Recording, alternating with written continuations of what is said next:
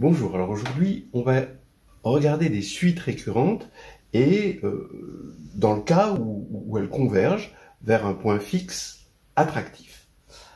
Regardons rapidement une situation générale. On a f, une fonction qui va d'un intervalle i vers lui-même, ça c'est important. Bon, pour l'instant de classe C, je dis pas, on verra au fur et à mesure en fonction des besoins. Et on suppose que f' de x est borné, ici sur i, par un certain k, qui est lui-même strictement plus petit que 1. Bon, alors ça c'est une hypothèse importante. Et on suppose que dans i, il y a un r, tel que, un point fixe, tel que f de r est égal à r. Bon, alors voilà à peu près la situation. Vous avez votre point fixe ici, ça c'est la première bisectrice.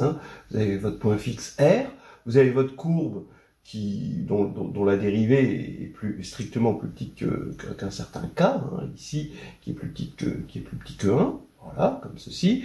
Et là, on va avoir un point fixe attractif. Vous avez votre suite ici, puis si vous partiez d'un U0 plus grand, ça descendrait. Alors, votre suite, c'est UN, je ne l'ai pas présenté, c'est UN plus 1 égale F de UN, vous en seriez douté, et on n'a pas besoin, on a juste besoin de la dérivabilité sur I pour avoir que UN plus 1 moins R est égal, bon, on oublie les valeurs absolues, est égal à un certain f' de x0 un moins r pour un x0 dans i. Bon, ça c'est le théorème des accroissements finis. Il demande la dérivabilité sur l'ouvert. Et donc, on en déduit directement que, en valeur absolue, un moins r est inférieur à k puissance n U0 moins R. Donc, bon, si on doit résumer, à peu de frais, on voit que UN moins R va être majoré par une suite géométrique qui converge, ici vers 0, évidemment, de raison K. On veut que UN moins R soit équivalente à une suite géométrique. Alors, on s'en doute, si elle est équivalente à une suite géométrique, ce sera une suite géométrique de raison quoi? A priori, vous le voyez, ici, vous avez ici la dérivée, là, ici la tangente, et ce sera équivalent. Cette courbe va ressembler à sa tangente quand on va se rapprocher du point attractif, et bien sûr, ce sera une suite géométrique de raison f' de r. Donc il nous faut une égalité, alors ici une égalité, ici f' de r, et non pas f' de x0. Donc il nous faut prolonger le développement limité, et c'est là où on va supposer que f est de classe C2. Donc supposons que f soit de classe C2. Et on va aussi supposer que f' de r est différent de 0. Voilà. Bon, alors ça, effectivement, si f' de r égale 0, on aurait des problèmes parce que l'ordre 1 ne donnerait pas un équivalent. Et on va aussi supposer que n est non stationnaire. Voilà. Donc ça, c'est nos nouvelles suppositions. Alors, qu'est-ce que ça nous donne? On va avoir un plus 1 moins r, ça va être f' de r, facteur de un moins r, plus un certain f seconde de Cn avec un Cn dans i, sur 2, facteur de un moins r au carré, ça c'est Taylor Lagrange. Bon, qui ne suppose que f deux fois dérivable ici. Et maintenant, on va pouvoir mettre en facteur f' de r, facteur de un moins r. Maintenant, ça va nous faire quoi? Ça va nous faire un plus 1 moins r, égale f' de r, facteur de un moins r, et facteur d'un certain 1 plus Rn, avec Rn, c'est f seconde de Cn, facteur de un moins r, sur 2 f' de r, puisque j'ai supposé f' de r non nul. Bien. Donc globalement, hein, là ça y est, on va avoir notre suite géométrique ici, puisque un moins r va être égal à f' de r puissance n, facteur de u0 moins r, fois un produit de i égale 0 à n-1 de 1 plus ri. Et il va falloir étudier cette suite-là. D'accord? Alors, cette suite, qu'est-ce qu'on peut en dire? Comme un est non stationnaire, elle est 1 plus ri est non nul. Hein, sinon, on aurait une suite stationnaire. Bon, alors 1 plus ri est non nul, et puis c'est positif. Alors, pourquoi c'est positif? Regardons. Rn, c'est là où on va supposer f de classe C2, et f seconde qui continue, va être borné sur un compact. Bon, il est évident que un moins r ici est borné, donc il appartient à un compact, et sur ce compact, f seconde est inférieur à grand M. Donc on va avoir Rn inférieur ou égal à M sur 2 f' de R, k puissance n, fois valeur absolue de U0 moins R. Hein, voilà, hein, j'ai remplacé ça par ça, d'après cette formule-là. Voilà. Ce qui veut dire que Rn, c'est un grand taux de k puissance n. Grand taux, ça veut dire que quand on divise par k puissance n, on a quelque chose de borné. Bon, alors k, je vous rappelle qu'il est strictement inférieur à 1. On peut prendre le log de 1 plus ri, parce que 1 plus ri va être strictement positif à partir d'un certain rang. Et donc, le log de 1 plus ri, il est inférieur à ri, et donc la série ici va être bornée par une série géométrique de raison k, et ça va converger. Donc si la série des logs converge, le produit ici va converger. Voilà. Ce qui va faire que ça va converger vers une certaine constante, et quand on va multiplier cette constante par U0 moins R, on va avoir une certaine constante, une autre constante, un lambda de U0, et UN moins R va être équivalent à lambda de U0, ici, la limite de ceci, puisqu'on a une série convergente, fois f' de R puissance n. Voilà. On a cette équivalence, et on est passé avec une hypothèse classe C2, on aurait pu dire simplement f dérivable 2 fois et la dérivée est bornée, mais bon, avec classe C2, on s'affranchit de tout détail, et on est passé de inférieur ou égal à une suite géométrique à vraiment équivalent à une autre suite géométrique, et vraiment de raison f' de R. Voilà, maintenant on va voir une application qui implique la méthode d'Archimède. Ça ne nous rajeunit pas. Alors allons-y pour une application. On va prendre f de x égale racine de 2 plus x sur l'intervalle i égale r plus. Ça c'est i. Hein. Et la dérivée de f, c'est 1 sur 2 racine de 2 plus x. Voilà. Point fixe sur r plus, on résout x2 moins x moins 2 égale 0. Ce qui fait facilement x égale 2, parce que x est strictement positif, et la dérivée de f en 2, c'est 1 quart. Hein. Bon, la fonction, elle est de classe C2, il n'y a pas de problème. Ce qui va faire que quand on va regarder la suite un plus 1 égale f de un, eh bien, non seulement un va converger rapidement vers 2, mais on peut dire que alors là, je prends 2 moins un plutôt que un moins 2, ça revient au même. C'est équivalent à une certaine suite géométrique, ça c'est différent de 0, qu'on va écrire lambda sur 4 puissance n, parce qu'elle est de raison 1 quart. Voilà. Donc, on va s'intéresser à ce nombre lambda. Qui est-il? Eh bien, on va multiplier par 4 puissance n, donc on regarde 4 puissance n fois 2 moins un. On va faire mieux. Je commence par U1 égale 0, ce qui va faire que je suis avant mon lambda, parce que là j'ai pris le minimum sur R+, et donc on se doute que la suite va être croissante. Et on va regarder donc la racine, donc ça va être positif, puisque la suite est croissante, et va tendre vers 2, et on va regarder la racine de 4 puissance n fois 2 moins un. C'est-à-dire, on veut regarder quelque chose qui va tendre vers racine de lambda, c'est-à-dire 2 puissance n racine de 2 moins un. Voilà. Combien vaut lambda? Combien vaut racine de lambda? Alors, là, il y a quelque chose d'intéressant qui va se passer, c'est le lien avec la méthode d'Archimède. On va regarder la suite Vn. Vn, c'est 2 sinus pi sur 2 puissance n plus 1.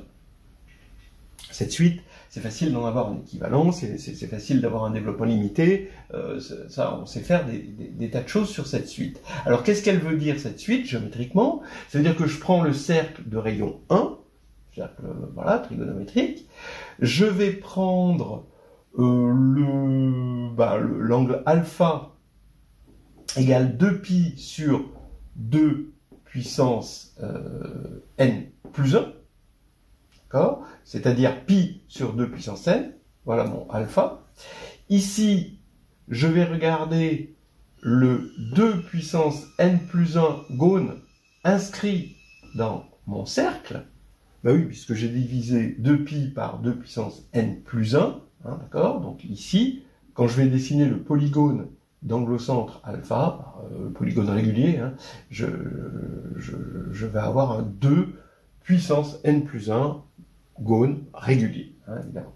Alors ici, j'ai celui-ci, et si je veux calculer Vn, eh ben, je divise, je regarde la bisectrice, la médiatrice, ce que vous voulez, et ici j'ai le demi, la demi, ma Vn sur 2, hein, la demi-mesure de ce côté, hein, en multipliant par le sinus moitié. Donc bien le sinus alpha sur 2, donc qui est bien ce sinus-là. Et maintenant, pour avoir Vn, je multiplie par 2. Donc Vn, c'est bien le côté, du...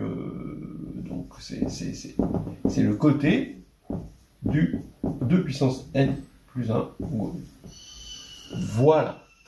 Alors, maintenant, je vais faire un lien entre Vn et Wn. Alors maintenant, on va utiliser un peu de trigonométrie facile. 2 sinus carré θ sur 2, bah, c'est 1 moins cosinus θ. Bon, arc moitié, hein, on connaît quand même un peu.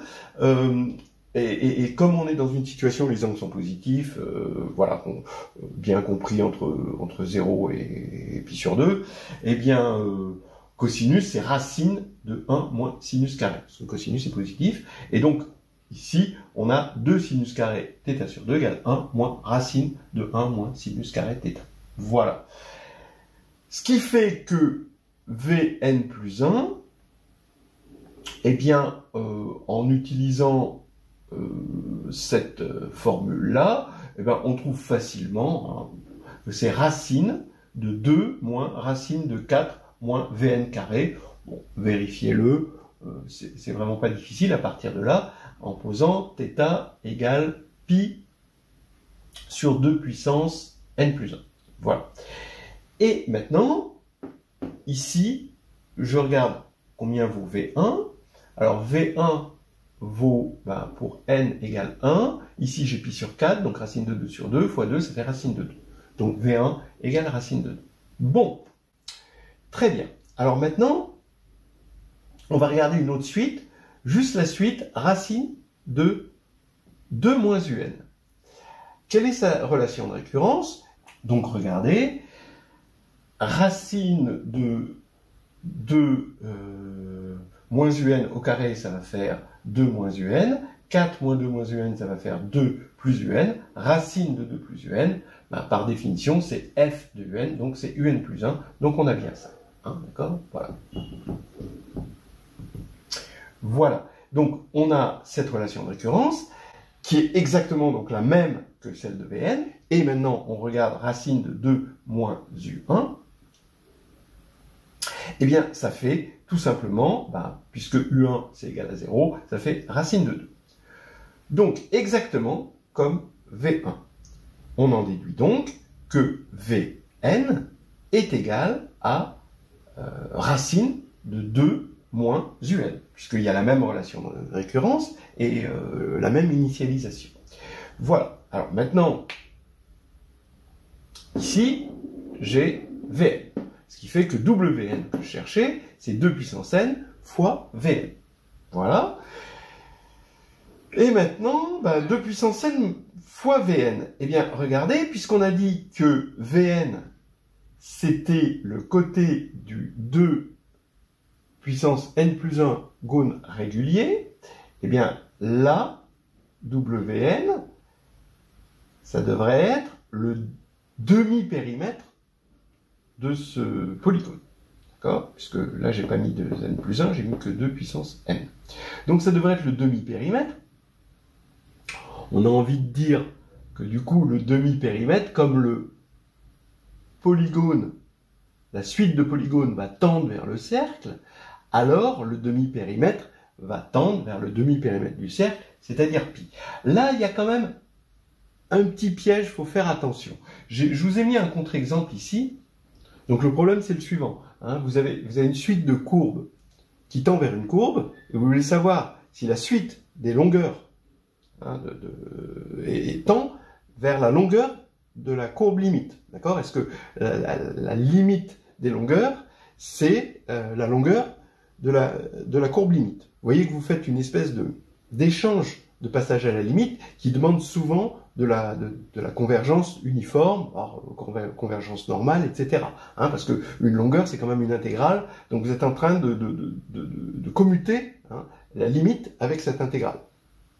Bien, donc vous avez un contre-exemple, hein. Vous prenez la suite de courbes suivantes, vous partez de ce triangle, et ici on prend à la moitié, ici, et ici à chaque fois on prend à la moitié, et vous avez une espèce de fractal ici qui va se passer, et la courbe ici limite, ça va être ce segment là, ici.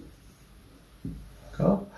Or, ici, dans la suite, il y a préservation, on part d'un triangle équilatéral, donc ici, la longueur de cette courbe-là, ici c'est 1, mais ici la longueur de cette courbe c'est 2. Mais celle-ci, c'est la même, hein, d'accord, puisque ça plus ça c'est égal à ça, et ça plus ça c'est égal à ça, etc., etc. Donc on a une suite de courbes de longueur 2 qui va tendre vers une courbe de longueur 1, en quelque sorte. Hein. Donc vous voyez qu'il y a quand même des problèmes. Bon, là, ça va pas se passer, ce truc-là, mais il faut quand même faire attention. Donc, il vaut mieux faire tout simplement l'équivalent ici. Hein, on va avoir Wn, qui est égal donc, à 2 puissance n Vn. Donc, Vn va être équivalent à 2 fois pi sur 2 puissance n plus 1.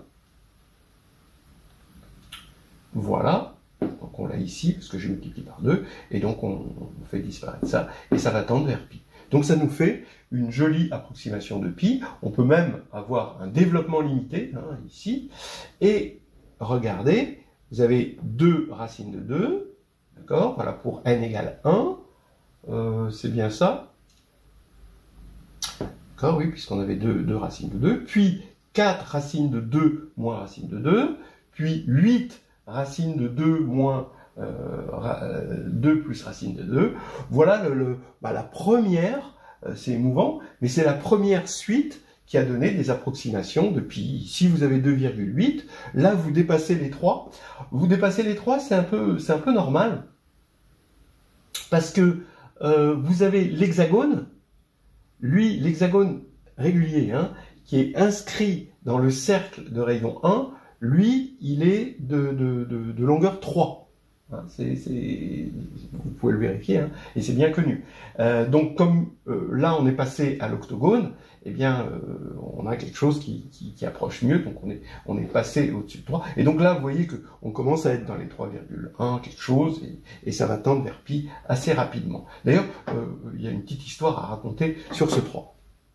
Voilà donc la petite histoire, hein, qu'on peut trouver dans le livre Récolte et semailles d'Alexandre Grothendieck, où il raconte que vers l'âge de 11 ou 12 ans, bon, il était à cette époque, donc on était pendant la guerre, il était interné au camp de concentration de Rieucros, près de Mende, et il s'amusait à faire des jeux de tracés au compas, bon, et puis donc il avait des rosaces, et avec les rosaces évidemment, on retombait sur le point de départ, c'était magnifique.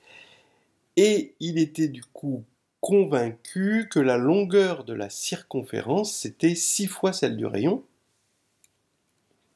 Pourquoi ? Parce que avec les rosaces, il construisait des hexagones réguliers inscrits dans des cercles, et donc il pensait que la longueur du cercle était égale à la longueur de l'hexagone, et on vient de dire que la longueur de l'hexagone régulier, inscrit dans le cercle, si c'est le cercle de rayon 1, c'est 6, voilà. Et donc, quand il voit dans un livre que L est égal à 2πr avec pi égale 3,14, et son premier réflexe, c'est de se dire que le livre se trompait. Et depuis l'Antiquité, il en était vraiment désolé, parce que pi était pour lui égal à 3. Voilà. Cette confiance qu'un enfant peut avoir en ses propres lumières, en se fiant à ses facultés, plutôt que de prendre pour argent comptant les choses apprises à l'école ou lues dans les livres, est une chose précieuse. Alors, précieuse, mais précieuse et parfois ridicule, puisque là, il s'était trompé. Mais il ne faut pas jeter le bébé avec l'eau du bain, et il explique que cette expérience a été sans doute une des toutes premières qui m'a enseigné une certaine prudence, quand mes propres lumières semblent contredire un savoir généralement admis, qu'une telle situation peut mériter un examen attentif. La prudence, qui est un fruit de l'expérience, épouse et complète, sans l'altérer, la confiance spontanée en sa propre capacité de connaître et de découvrir, et l'assurance que donne la connaissance originelle de ce pouvoir en nous. Je trouve ça très très joli, c'est une belle histoire. Et on va s'arrêter sur cette jolie histoire. Et on va s'arrêter sur cette belle histoire, justement, qui nous aura donné un instant l'illusion qu'on peut comprendre tout ce que dit M. Grothendieck, qu'on arrive à dominer Alexandre Grothendieck au moins jusqu'à 11 ans.